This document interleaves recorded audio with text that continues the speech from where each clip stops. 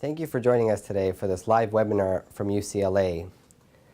My name is Dr. Aria Fallah. I'm a pediatric neurosurgeon here at Mattel Children's Hospital, UCLA, and I'm an assistant professor in the David Geffen School of Medicine here at UCLA, both in the Department of Neurosurgery and the Department of Pediatrics. Today we're going to be talking about a radical operation named a hemispherectomy. This is a procedure that involves removing one half of a patient's brain to control epilepsy. It is a highly effective operation at curing epilepsy when all medications fail. So today I wanted to discuss some of the details that go into making a decision to do a hemispherectomy, as well as what to expect if your child is a candidate for this procedure. Please feel free to ask any questions that you may have through Twitter using the hashtag UCLAMDChat, or you can feel free to comment on Facebook, and hopefully I'll get to some of those questions at the end of this webinar. So for this webinar, I have three main goals. I want to discuss the different types of a cerebral hemispherectomy. I'd like to talk about the role of residual tissue in recurrent seizures. And lastly, we can briefly talk about recovery following a hemispherectomy. A little bit of history. So cerebral hemispherectomy has actually been around for almost 100 years. So Dandy is one of the early neurosurgeons of our time that first performed this procedure, which is, again, like I mentioned, removing one half of the patient's brain. Now, the first time a hemispherectomy was performed, it wasn't actually for seizures. It was for a brain tumor, in this case, a diffuse brain tumor. And even though this patient survived the operation, the tumor came back on the other side of the brain. So we really quickly learned that this is not an effective operation for a tumor. It was actually in 1938 where K.G. Mackenzie, a neurosurgeon at the University of Toronto, first performed a hemispherectomy in the setting of seizures. His patient actually had infantile spasms and was cured with this operation even decades later. In the 1950s, a neurosurgeon in South Africa by the name of Rinau performed a hemispherectomy in 12 children, and in 10 of those 12 children, he was able to reduce the seizures and eliminate them completely. So that's when we really figured out this is a very, very effective procedure at curing epilepsy. So very briefly before we go on, I want to talk about the 5 main conditions for which we may consider a hemispherectomy in the context of a child who has seizures that are not being cured by medications alone. Rasmussen's encephalitis, hemimegalencephaly, hemispheric cortical dysplasia, Sturge-Weber Syndrome, and a hemispheric stroke. There are many other causes that one may, it may lead to physicians recommending a hemispherectomy, certain causes like tumors and other infections, but these are the 5 main reasons, or the 5 main substrates for which we do this operation on. So really, 2 of the places in the United States that probably have the most experience with hemispherectomy is here at UCLA and also Johns Hopkins University in Baltimore. So this is a series published several years ago, including patients from 1986 to 2001 at UCLA, where 115 patients had a hemispherectomy. And we see that the most common causes of the most common substrates that led to a hemispherectomy were cortical dysplasia and infarctions or strokes. In the Johns Hopkins series, their patients were slightly different. The largest majority was that of Rasmussen syndrome, followed by migrational defects and developmental dysplasia. So these are the cortical dysplasias, or the malformations of brain development. And they published their experience with 111 patients. So since then, there's been a lot of other centers that have developed and started to do this procedure. But really, the 2 main centers in the country that have the most amount of experience with this procedure is UCLA and Johns Hopkins. So something that's critical to deciding whether your child is a good candidate for a hemispherectomy or not is this multidisciplinary group conference. This is what we do every Monday here at UCLA, and Mondays and Wednesdays, where we get together as a team, neurosurgeons, neurologists, neuroradiologists, psychologists, nursing staff, and we really review all the data. There's a pre-surgical workup that has to happen. So in the event that a child does not respond to seizure medications, and by the time they fail their second seizure medication, we can tell that more medications are unlikely to work. So at that point, it's very important to do a pre-surgical workup. And for certain syndromes, like I mentioned before, we don't really think of surgery as the last resort, because we know the seizures that are very, very difficult to control with medications can actually be cured with this operation. And we also know that the sooner we do this procedure, the better the long-term outcomes for that child. So once we had a chance to review every child, we review every clinical test that the child may go through, we may decide as a group that a certain child may be a good candidate for hemispherectomy. So I wanted to talk about the different types of hemispherectomy. So the first hemispherectomy that was performed was actually an anatomic hemispherectomy. So this involves anatomically actually removing an entire half of the brain. So as you can imagine, a large operation on the brain can result in a large amount of blood loss. The brain is very vascular. There's a lot of the blood supply that goes to the brain. So for us to have to remove an entire half of the brain, blood loss becomes a critical issue, and especially when we're talking about doing these procedures in very, very young kids, as we commonly do. The children that we most commonly perform this procedure on are less than 2 years of age. And as you can imagine, a very small child has a very little blood volume.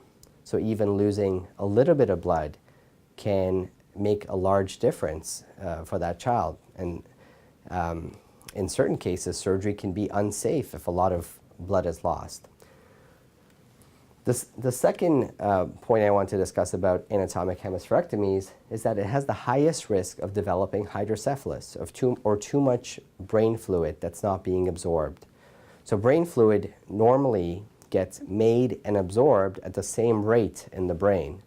But after hemispherectomy, where all the channels that normally absorb brain fluid may be scarred as a result of blood getting into those channels, the child may develop hydrocephalus. And this may result in them requiring a shunt procedure or a diversion of that brain fluid away from the head. However, this continues to be the most certain procedure to ensure a full disconnection of one half to the other brain, of the diseased half of the brain to the normal half of the brain. So in situations where a smaller operation does not work, we may consider doing an anatomic resection just to ensure that we have fully disconnected all areas of that diseased half of the brain. So this is what it looks like. The procedure requires a very large skin incision to really expose all the brain on one side, and we physically remove one half of the brain and preserve the other half of the brain. So this is what it looks like. And what you may end up with is a large cavity of brain fluid on that side where the brain is removed. This is the situation of developing hydrocephalus following an anatomic hemispherectomy. As you can see, this area that's in black is where the brain was removed. So we only see brain now on the other side of the head. And these fluid spaces, these are ventricles that contain brain fluid. And this is what ventricles that are dilated look like. So as you can see, there's a lot of pressure in the head. And you can see that here, the ventricles are full of brain fluid. So a child like this may require a shunt, which is another operation to treat the hydrocephalus that has resulted from a hemispherectomy. And this can occur in up to 1/3 of patients for the ones that undergo an anatomic hemispherectomy. So we really needed to reassess our strategy. because we knew the surgery is highly effective at stopping the seizures, and we can go over some of the success rates at the end of the talk, but it was highly effective, but it does have its risks, primarily that of blood loss in a very young child, and also the risk of developing hydrocephalus. So what happened after that was in 1974, a neurosurgeon by the name of Rasmussen at the Montreal Neurological Institute in Canada developed an alternative procedure where he suggested that instead of physically removing an entire half of the brain, why don't we remove a small window in the center of the brain, as you can see here and as shown here, and then really get into the fluid spaces of the brain and use this as a channel for us to just disconnect the rest of the brain. So here, we didn't really need to remove all the brain. We left a larger proportion of the brain intact inside the skull, but we're able to fully disconnect that brain. So even though that brain may continue to seize, if it's not connected with the rest of the body, it doesn't cause the child any problems. So this was a huge advancement in our field. And a lot of procedures were developed subsequent to this, which are really variations of the theme. Removing less brain, but fully disconnecting the brain to ensure the highest chance of seizure freedom. So one of the advancements of this field actually came out of UCLA by Dr. Mathern, who was here at UCLA and is my predecessor in doing these operations. And he also developed a UCLA hemispherectomy where even less brain was removed to access the ventricular space so we can fully disconnect the brain. There's also this idea of a vertical functional hemispherectomy. This is something that Professor Delalande in Paris developed, where they come in not from the side, but from the top and fully, again, disconnect the brain without removing much tissue. So there's different ways to do this. And really what dictates what surgery your child has is what the surgeon is most comfortable with. So these are highly complex operations. So you need a surgeon that's very, very comfortable with these procedures because it's not that difficult to actually run into trouble doing this operation. So that even though there's several ways to do this, your surgeon may recommend a certain way or feel most comfortable doing this procedure in one way as compared to another. So what were the benefits of removing less brain? There are several benefits. First of all, it's a smaller skin incision and a smaller craniotomy. Craniotomy refers to the procedure where we lift up an island of bone on the skull through which we do our operation, and we replace that island of bone back at the end of the procedure. So a smaller craniotomy is obviously more desirable. But the real important advances that were made was the reduced blood loss from this operation. Obviously, you're not removing as much brain, so your blood loss will be also less. Decreased risk of infection. If you have a shorter operation, you have a lower chance of having an infection. And also a decreased risk of developing hydrocephalus. So these were several of the major advances with transitioning to a functional hemispherectomy. And right now, I don't know of any group out there that is primarily doing anatomic hemispherectomies as the treatment of choice up front. So we really all have moved away from that. My preference for doing this procedure is through one of the newest advances, which is actually termed a peri-insular hemispherotomy. Here, I have to remove very little to actually no brain at all in certain procedures to fully disconnect the diseased hemisphere and at the same time leave the brain where it's meant to be, inside the head. So that really, really reduces the risk of a hydrocephalus postoperatively. Again, even less blood loss, even less operating room time. So that's really one of the newest advances in this field. It's actually been around for a couple decades at least. So this is a procedure developed by Professor Villemore, again, out of Montreal, and it's been around since 1995. this again is another variation of the theme, a modified lateral hemispherectomy. So the next thing I want to talk to you about is timing of a hemispherectomy. So when is the optimal time to proceed with this procedure? Obviously, the younger the child is, the more difficult the operation is. I personally, the child that was youngest that I've operated on has been 6 weeks of age. And I can tell you in a really, really small child, there's a lot of considerations that you have to keep in mind when doing this procedure. First, it's not all about the surgeon, it's the anesthesiology team. So you need a very, very experienced anesthesiology team to keep up with fluid replacement and blood loss during an operation. You also need a very knowledgeable pediatric ICU team that will be caring for this patient after surgery.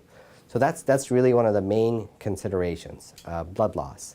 So obviously the older the child is, the less the risk of a major blood loss requiring a massive transfusion. But at the same time, we want to take advantage of neuroplasticity. Neuroplasticity is the brain's ability to rewire and take over functions that may have been lost from a hemispherectomy. And we know the younger the child is, the more neuroplasticity that they have in their brain. So we're really balancing the risks and benefits of doing a hemispherectomy early. So on one side, we're dealing with the risk of continued seizures. Obviously, every seizure puts your child potentially at risk. Every seizure is really hijacking of the brain's ability to develop normally. There's usually a period where the child has to recover from a seizure. So these are instances where the child is not interacting with their world, they're not learning, they're not developing their brain like they should be. So we know seizures are bad for the brain. On top of that, the medications we use to treat these seizures are not without side effects. So these medications are really made to suppress the brain. And as you can imagine, they can have a lot of side effects on their own. Behavioral problems, mood problems. So we really, really want to proceed with a procedure that can actually cure these children and also have the ability for us to potentially even stop these medications that we know may not be good for the developing brain. On the other hand, we got to balance this with the risks of operating on a young child. So usually, what we like to do is, if we're going to do this procedure, hemispherectomy, and the child can wait, usually before the age of 2 is the best time to consider this. Obviously, if the seizures are really out of control, and especially if the child is regressing in terms of developmental milestones, we have to go in even earlier. And there are several strategies that we as surgeons can do to make sure that if we have to operate on the very, very young child, we can do this with extreme safety. So what are the potential postoperative complications? As you can imagine, a very large and radical procedure like this is associated with certain complications. And these are the main ones. So potentially, when you leave a big space in the brain, when you leave a big space inside the head, that is a potential cavity for blood to collect and cause a blood accumulation in the head that may or may not need to be drained inside the operating room. So that's a possibility. Again, very unlikely, but that's a possibility. Dehydration. So losing blood volume and fluids over the course of a long case can potentially put the child at risk for dehydration. So it's very important for us to keep up with the blood loss and the fluid loss. And as well, these children, we usually leave a ventricular drain to drain the extra brain fluid and debris that's resulted from surgery. And it's very important in the very young child to replace those fluids, because those fluids actually matter when your child is that young. The risk of aseptic meningitis, this is a term that really refers to inflammation inside the fluid spaces of the brain. So whenever blood touches CSF, or brain and spinal fluid, it can cause an inflammation, cause a headache. So this is something that can happen a lot after surgery, but it's something that's very easily controllable and treatable with usually just some steroids. Hydrocephalus is a complication that can happen either early, so we may know about this within days after surgery or up to a week, or it actually can happen many, many years out in a delayed fashion. And the risk of infection, which really happens with, that's a risk you take with any operation. But usually the risks are quite low. I'd say less than 2% chance. So I want to quickly touch on the 5 main indications for a hemispherectomy in children who have seizures that are not responding to medication. So number 1, hemimegalencephaly. So this, as you can see, one half of the brain is much larger than the other half of the brain. And this can also manifest in a physical appearance where one side of the face is larger than the other, or one arm or one leg is larger than the other. So this is, now we know this has genetic causes associated with it. But this is a malformation of development. So this is something that happens as the baby's brain is forming. So you're usually born with this. You don't develop this. And this is highly associated with seizures and the type of seizures that usually don't respond to medications over time. It can lead to developmental delay. It can lead to hemiparesis on one side. So this is a clinical entity where we know very quickly that this child may be headed towards a surgery, so we keep a very close eye. So in a child like this, the moment they fail their second medication, I would not suggest further medication trials with a third, a fourth, a fifth, or sixth medication, because with these children, just like any child that we're considering for a hemispherectomy, the moment they stop responding to the second medication, and if they have a syndrome that we know does quite well with a hemispherectomy in curing their seizures, we really don't want to lose time and lose the ability of the brain to rewire itself, which is the process of neuroplasticity. So hemispheric cortical dysplasia, this is a very subtle MRI finding that sometimes can affect large part of the brain, or in some cases one half of the brain. So this, to diagnose this, you need a very specialized MRI scan, and you also need a neuroradiologist who's very experienced in picking this up, because the findings can be incredibly subtle. But there are certain features of an MRI that would make us think this child has a cortical dysplasia. There's 2 types of cortical dysplasias. There's ones that we can actually detect by looking at the anatomical MRI, but there's also types that are much more subtle, and we have to use other forms and modalities of imaging to pick up. A perinatal stroke. So these are strokes at the time of birth usually, but can also happen later in life via carotid injury or a embolus or bleeding into the brain. So any of those things can cause a stroke, but most commonly we see this happen around the time of birth. And you can see in this child, even before surgery, one half of the brain is really atrophied and it's injured because of that stroke. And that can really lead to a really severe form of epilepsy, and usually it happens several years later after the injury. But when that happens, the seizures become very difficult to control, and the child may have a weakness corresponding to the other side of their body. So brief lesson in neuroanatomy is that the left brain actually controls the right side of the body, and the right brain controls the left side of the body. So if the right side of the brain is injured, the left side of the body will be weak. So these children usually have some form of weakness on one side of their body. And this is what it looks like in surgery. This is an area where the brain does not look normal.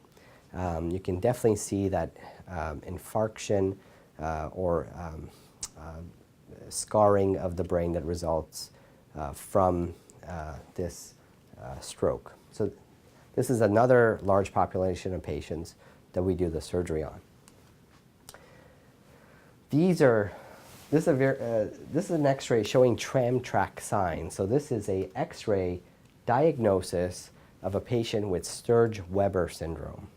So this disease, usually it's on one side of the brain, although rarely can actually happen on both sides of the brain, is characterized by calcification or bone deposits in the blood vessels on the surface of the brain.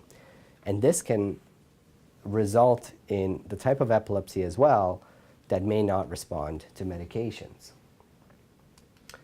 So Sturge-Weber Syndrome is a genetic, it has genetic links and is also developmental disorder. So here you can see a child with Sturge-Weber syndrome, and you may notice that this child has a very classic stain on their face, which is called a port wine stain. This is usually in the distribution to the upper portion of the head, and it's a characteristic sign that this patient may have Sturge-Weber syndrome. Now, Sturge-Weber syndrome may present with progressive hemiparesis, or weakness of one side of the body, as well as visual loss in one half of the field. This is what it looks like in surgery. You can see the abnormal blood vessels on the surface of the brain. And this has particular challenges when a surgeon is considering doing a hemispherectomy. But then again, this is another very common indication for us to think about a hemispherectomy.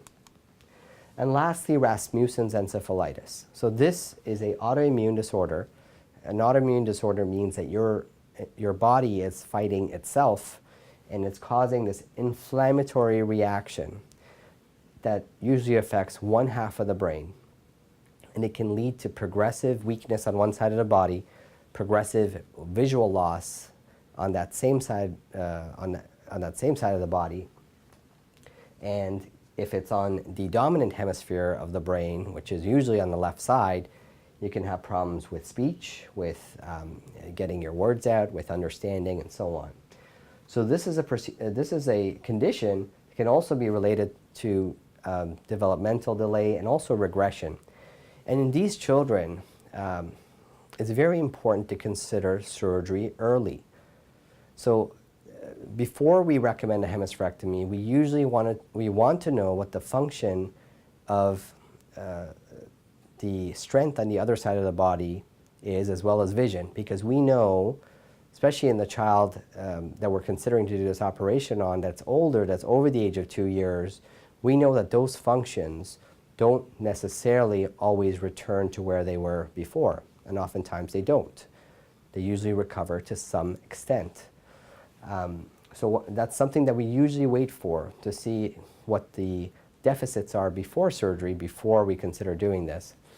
This may be different in Rasmussen's encephalitis because we know that this disease is usually progressive. So even if we don't do the operation now, this child is at risk of further neurological decline. And we may consider doing this operation even sooner, before those deficits have really set in.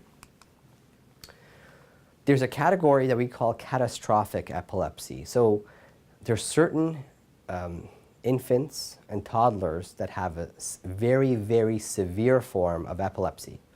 And their epilepsy is usually resistant to multiple medications. Seizures occur many times a day, sometimes upwards of 100 seizures a day. And they can present in status epilepticus. And status epilepticus really means seizures that are nonstop, that they're not, they're happening way too frequently, or the child is in continuous seizures. And this can be really also related to developmental regression, where the child regresses to earlier milestones. We always want to see children progress forward in their milestones, but with catastrophic epilepsy, we see the opposite. So these are children where, if they're a candidate for a hemispherectomy or any sort of epilepsy operation, we want to do this right away. We don't want to risk any further decline in neurological function. So this is a category where thinking of surgery early is really, really important. So one of the challenges that we have as a team is predicting who will do well with epilepsy surgery. So even though the vast majority of patients do well, so 80% of the time, we can actually achieve seizure freedom. And this is compared to further medications, where the chances of more medications leading to seizure freedom is close to 0%. So this is a huge, huge improvement in what we can do compared to other medications. But what we don't know is what are the characteristics for an individual child that may predict how well they may do with this procedure, or how well their seizures may respond to this procedure. And there are several factors that we may look at, factors that have been suggested in the literature that may be associated to good seizure outcomes. However, the problem is this is not based on any good data. Usually the data that we're using is every center presenting their own experience, and there's a lot of biases when you look into data like that. So some of the factors that have been proposed is age at the time of surgery, disease-specific pathology, so that means what's the underlying substrate, the length of time that the seizures have been occurring, what surgical technique is used, and the experience of the surgeon. Are there any anatomical abnormalities in the normal side of the brain or the other side of the brain? And are there any EEG abnormalities on the normal side of the brain or the other side of the brain? So there's several of these predictors that have been suggested, and we currently don't have high evidence for us to be able to predict this with a high degree of certainty. So some of the larger papers suggest that seizure freedom is achieved in up to 80% of the patients. So somewhere between 70 and 80% of all patients will be cured of their epilepsy, so no more seizures, right? And in the rest of them, in about 15% of them, we can substantially reduce the seizures, but they may not go away completely. In the other 5%, we may not see a change. Now, this is incredibly rare. I would say even this number's the patients that we make no difference to during this operation is extremely rare. My guess is even less than the 5% as suggested here. So one of the most common questions we get is, now, if the hemispherectomy cures my seizures, can I stop the medications right away? So you really don't want you to stop the medications right away because it takes time. It can take time for us to truly know if the surgery has been successful. So some have suggested waiting at least a year or 2 years after surgery to know if the surgery was extremely successful or not. And at that point, we may suggest decreasing the medication. So one of the other things I wanted to talk about was seizures around the time of surgery. So we know that it is not uncommon to have seizures around the time of surgery, usually within the first week and even up to the first month. So if we see a seizure during that time, we automatically don't think that this surgery was a failure and it didn't work at all. So we know that that brain is irritated, and surgery is a form, it's an art form to really irritate the brain some more. So, so if a child has seizures right around the time of surgery, we don't make too much of it. So it's very important after surgery for the child to stay on the medications that they are. Now, depending on the neurologist, and here's where this is not an exact science, it's a pseudoscience, where where you and the neurologist may decide on how to proceed forward with tapering medications. Obviously, in the child that does not have their epilepsy cured, that's easy. Of course, you want to stay on medication. But for the other child that has not had a seizure, we may base our opinion based on several of these factors. One, what is the underlying substrate? How does the other half of the brain look? Is the other hemisphere normal?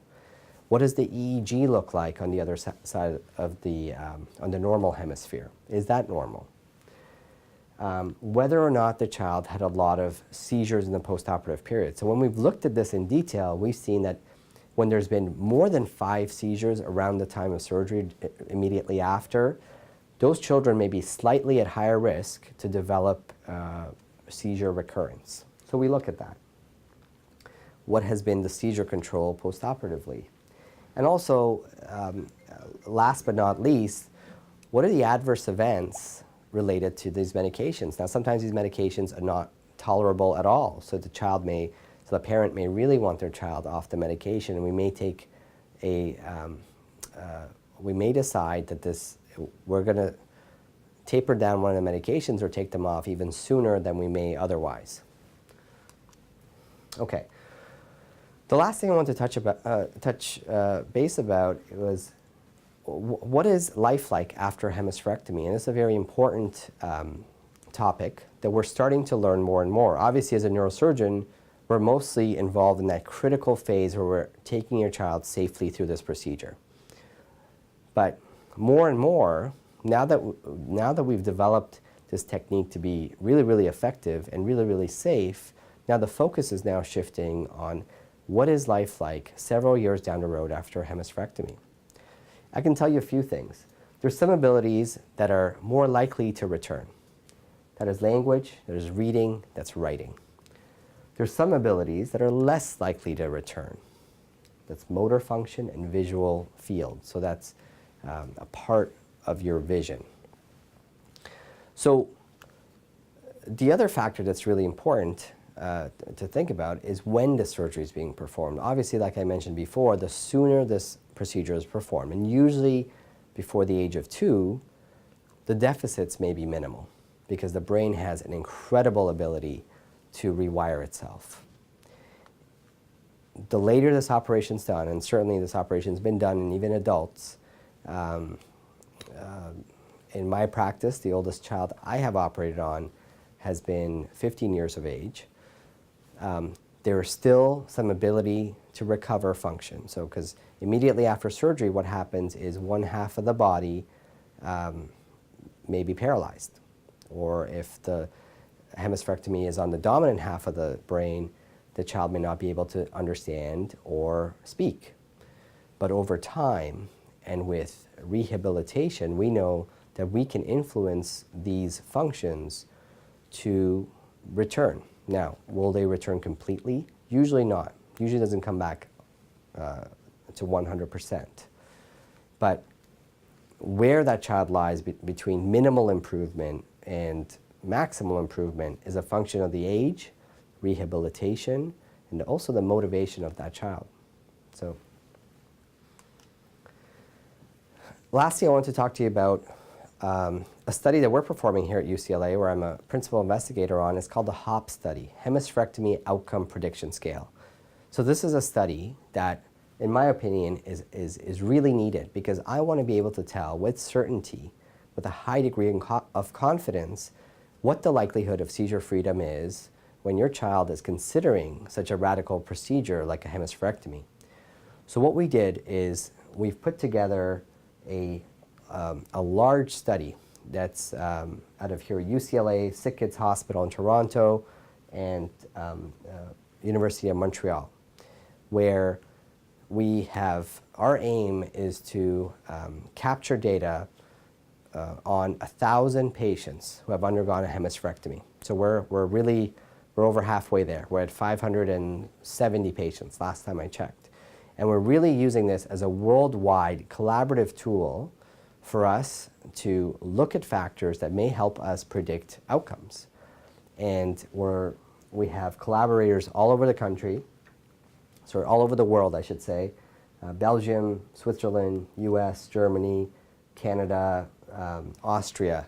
So we're really enrolling centers from all over the world because the more generalizable our data is, the more useful it is. So data coming out of any one center may not be very usable to patients at a different hospital. So this is really, really important for us to do this.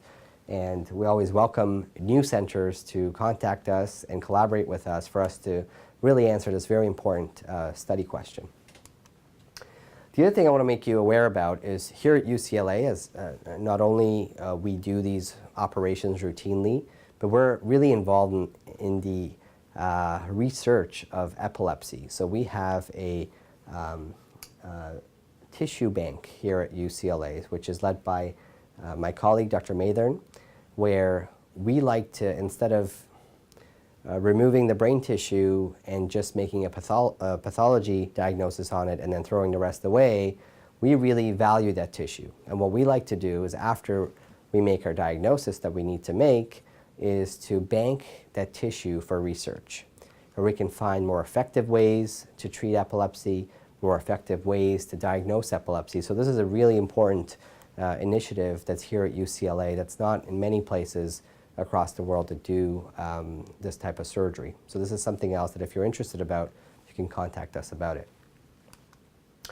And lastly, I want to thank our entire team here at UCLA. These operations are certainly not possible without the collaboration of many, many smart doctors and nurses that allow us to do such incredible, amazing things for our patients. And I also want to thank all our patients that have gone through this, and I know they're extremely brave for having gone through this and you know, helping us advance the field of epilepsy surgery, and in particular hemispherectomies. I want to also identify 2 resources for families. You may have a lot of questions about epilepsy surgery in general that may not even relate to hemispherectomies, or you know, particular details about your child's condition. And these are 2 great resources. The Brain Recovery Project, here's their link. This is an organization that's really focused on, you know, really life after hemispherectomy.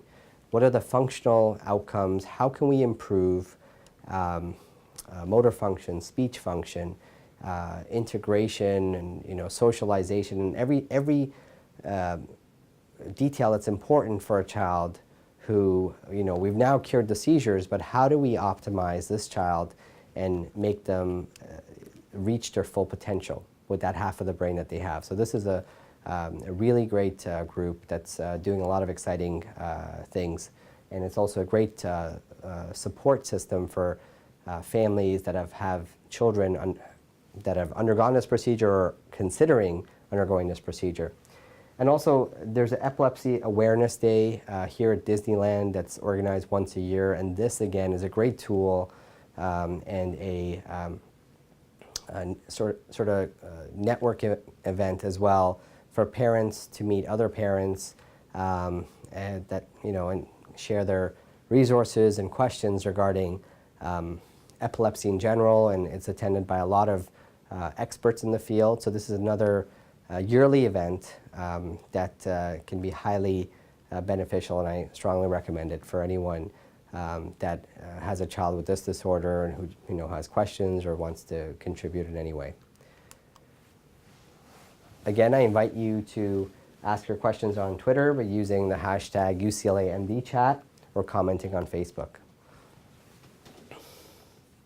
So here we have a few questions. Many facilities still perform anatomical hemispherectomy. Can you explain the long-term potential side effects of a true anatomical hemispherectomy, including microvascular tearing, brain shift, and superficial hemosiderosis? That's a great question. So I'm not aware of any facility here in North America that's primarily doing these. But if there is a facility that their primary preference is to do an anatomical hemispherectomy, these are all very important side effects that we must consider. So superficial hemosiderosis, what does that mean? That means that there's iron deposit that stains the surface of the brain.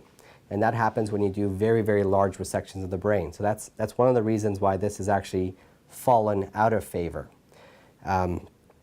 And you know, that really also increases the chance of hydrocephalus, or brain fluid that accumulates in the brain. Superficial hemosiderosis also has its own side effects. The child may, down the road, develop ataxia or trouble with balance or hearing. So this, in my opinion, is a very effective procedure that should really only be reserved if a functional hemispherectomy does not work. The other reason why I don't recommend this procedure up front is of what's mentioned, brain shift. When you have a large cavity in the brain, especially these children that are very prone to requiring shunts, what a shunt does, it creates negative pressure in the brain. It kind of sucks on the fluid in the brain. And this can really change the fluid dynamics or the pressure dynamics of the brain and cause that normal hemisphere to now shift through and herniate into the other side where the large cavity is. And this can be associated with its own problems. So for those reasons, Again, I don't recommend it up front, but you know, there may be certain instances where the team may advocate for an anatomic hemispherectomy, but none of this is evidence-based. This is probably based on surgeon preference and probably related to their own experiences with previous patients. Okay, next question. Is younger age more positively associated with no seizures after surgery? Yes. We don't know this for sure, and this is part of the reason why we're doing this HOP study, so for us to be able to accurately quantify this. But the feeling is, the general thinking is, the sooner we can break the cycle of epilepsy, the more likely that child will be seizure-free. And the reason why is we know seizures beget seizures. So the more seizures that you have, other areas of the brain that are not capable of producing their own seizures may start seizing on their own. So very important that if your child is a candidate for epilepsy surgery, for this to be done sooner than later. What are your recommendations on whether or not kids who have had anatomical hemispherectomies should be riding roller coasters? So this is a great question. There's no evidence for us to recommend whether or not they can safely ride a roller coaster. This is, you know, this is the type of question that if you ask, you know, 100 neurosurgeons, half of them will say yes and half of them will say no. So are they at potentially increased risk? Theoretically, yes, because there's a large fluid cavity and large brain shifts can potentially cause problems. But do we know that? Is there any evidence for it? No. And also, you know, we strive to have every child that undergoes this procedure to try to live as much of a normal life as possible. So, you know, this is where you'd have to use your own judgment. You know, if it's something that's extremely severe, give you the potential for a severe shift in the contents of the brain, I certainly can't, especially as a neurosurgeon, I can't advocate for that. So, you know, just like I'm never going to say, you know, boxing is good for you, or you know, ultimate fighting is good for you. But having said that, you know, I think you should exercise caution. But again, there's no evidence that says one way or another. The last question is a great question as well. So when will we know if my child develops hydrocephalus following a hemispherectomy? That's a great question. So usually about half the time, this we know right away. So this is during the hospital stay, within days or even a week or two after the operation. The fluid spaces build up. Your child may have a headache or be vomiting or have nausea. And these are some of the clues that we know that maybe the fluid's not being absorbed properly. But about the other half the time, it can actually happen years later. And this is something I actually forgot to talk about earlier on. But if you get seizures down the road after being seizure-free for a long time, there's two things that we have to look into. One, does the child have hydrocephalus? Because we know hydrocephalus can certainly set off seizures. And we've seen that many, many times before. And the second thing is there residual tissue? So is there tissue that's still not disconnected? And is that the source of seizures? So those are the two places we usually look. But hydrocephalus can really, again, it can happen in the acute phase, which is within a week or two after surgery, or it can be years out. I've seen up to 10 years out even. Obviously, the longer you go, I think the lower the chance that your child will have hydrocephalus. But any one of us that has done a lot of this has seen children present down the road with hydrocephalus. But the good news is a shunt is a very, very good and effective treatment for it. Thank you so much for joining me for this UCLA MD chat.